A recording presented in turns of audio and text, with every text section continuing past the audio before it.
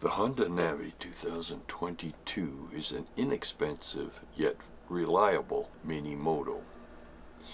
It requires minimal maintenance that won't break the bank or keep your bike in a shop for days, paying the mechanics about $200 an hour, which is pretty close to the going rate these days. It's belt drive, so you don't have to get messy chain oil all over you, nor do you have to constantly readjust the chain tension. It's fully automatic. The Honda Navi is fast enough as an urban commuter or for back highway cruising. It gets up to slightly over 80 kilometers an hour, and it picks up speed very quickly considering how small the motor is. You won't notice it being a problem in city traffic. For maintenance, all you need to do is get the valves and the brakes checked every 4,000. The brake indicator is on the outside of the brake drum, so you don't even have to take it apart to check it. Every 8,000, you can get the drive belt and the clutch checked. And the drive belt itself should last quite a long time compared to the constant adjusting that motorcycle chains require. And you won't believe it, but the air filter doesn't need to be changed until 16,000 kilometers. The Honda Navi is great for cruising around cities, but if you want to go out in the country and do some longer rides, the 0.9 gallon gas tank gets to be a bit of a problem. So I installed Kemimoto saddlebags on here and put a 1 gallon gas jug in each of them. That gives me, with the total capacity of the main tank, about 400 to 500 kilometers. It was such a warm summer day that I decided to stop at Starbucks, and the motorcycle looks beautiful outside, ready to go for this ride. Okay, so I'm waiting for this guy to get by, and I'm going to follow him.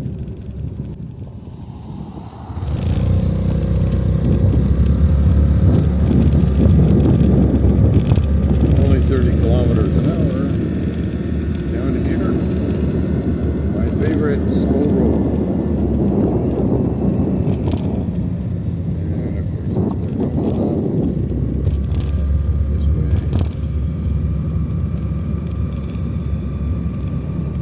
Yeah. Wow. Nice warm day, short shirt, sleeves, and short shorts. Finally got the camera mount adjusted properly, and I still have to use 0.9 times magnification on the camera because part of the camera mount gets in the way of the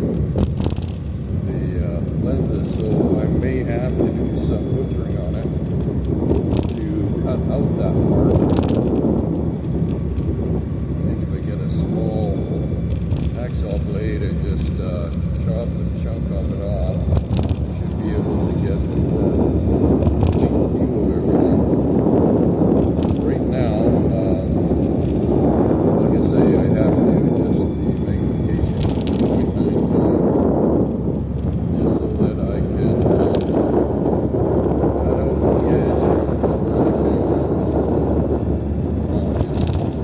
This is a really nice section of go on with the bicycle. For Navi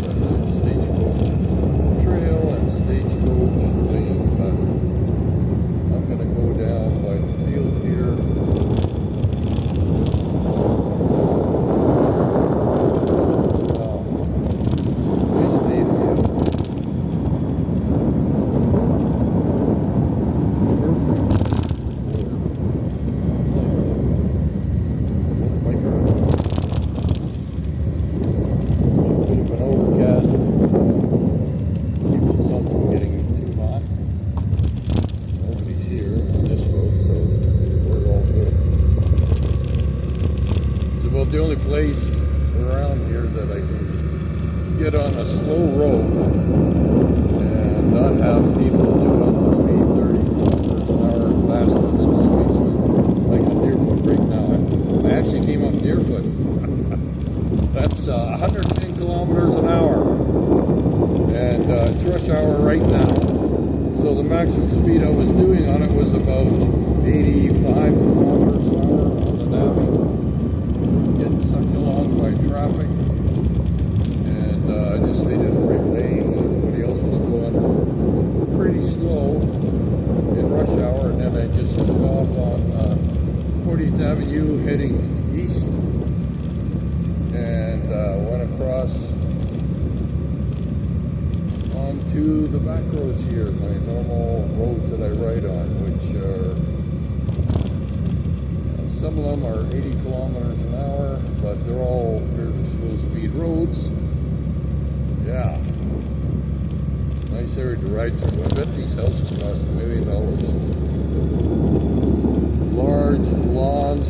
One guy even had a robot lawnmower out cutting it.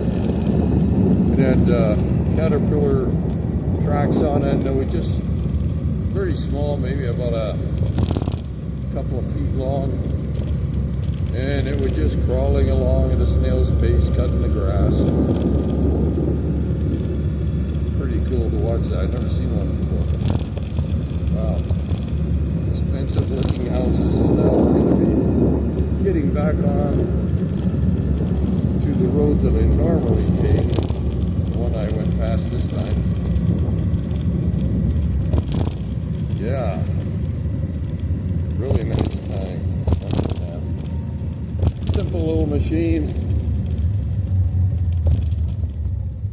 Oh, somebody riding a bike down there. Oh, okay. Simple little machine, this Navi.